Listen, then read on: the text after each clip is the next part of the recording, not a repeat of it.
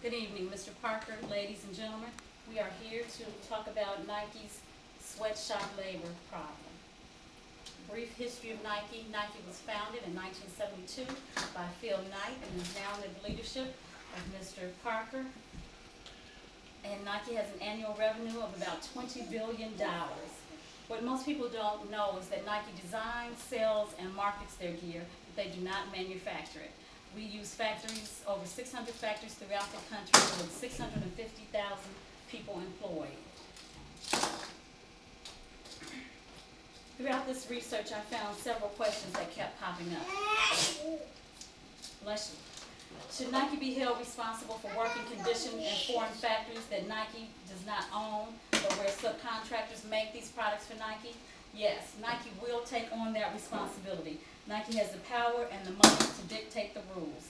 Nike is a major employer in these countries, and the loss of business would be a huge impact on the already poverty-stricken people.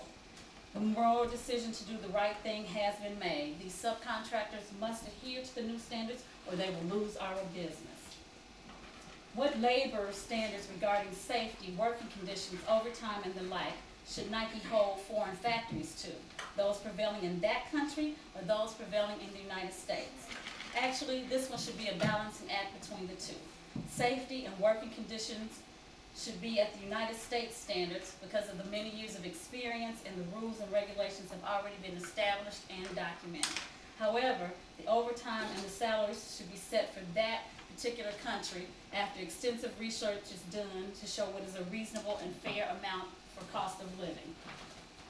The third question, an income of $2.28 a day. That is the base pay for an average Nike worker in Indonesia. It is double the daily income of about half the working population there. Half of all the adults in Indonesia are farmers who receive less than $1 a day. Given this, is it correct to criticize Nike for the low pay rates of its subcontractors in Indonesia? Nike should not be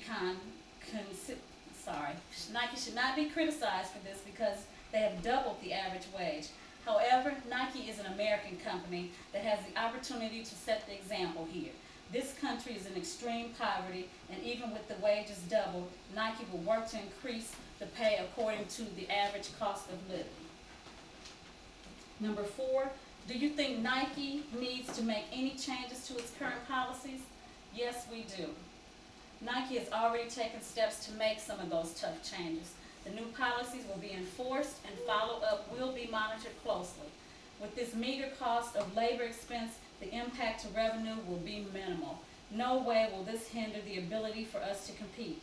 Nike has an extremely successful business, but there are still several people out there boycotting.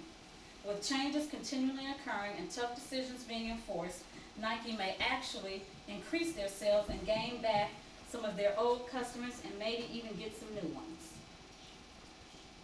And the last question we're going to discuss, it says, if sweatshops are a global problem, what might be a global solution to this problem? Nike will lead this fight by example.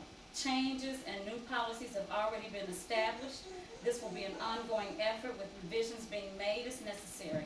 Also, all American businesses that operate in foreign countries should be held to high and moral and ethical standards.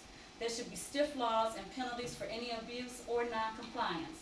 Humane treatment and respect is deserved by everyone. Treat others as you wish to be treated. That is it as simple as that. The USAS and the WRC are two institutions that will assist and monitor all the American companies to ensure their compliance with these new standards. Now, recommendations to this group. Mr. Knight and Mr. Parker, you guys should head up a surprise tour to see these conditions for yourself. Key staff and board members and translators should accompany you so that you can commit to getting to the bottom of these allegations. Also, the entire human resource staff should research each of these countries and find out what is the true cost of living and what are the laws of the employment there. This is not a report that should just be used to lump all of the areas together.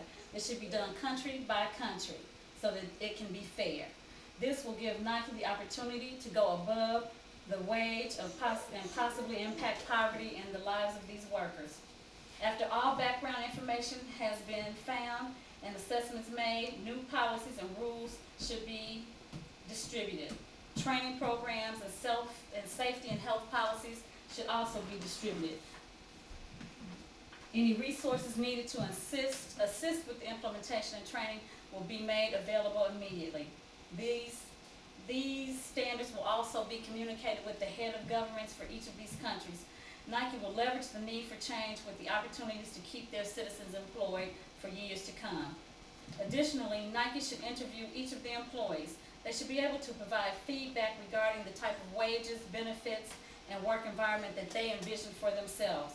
Giving them a say in what will happen will boost their morale and create an employee that will be proud to do the work for us.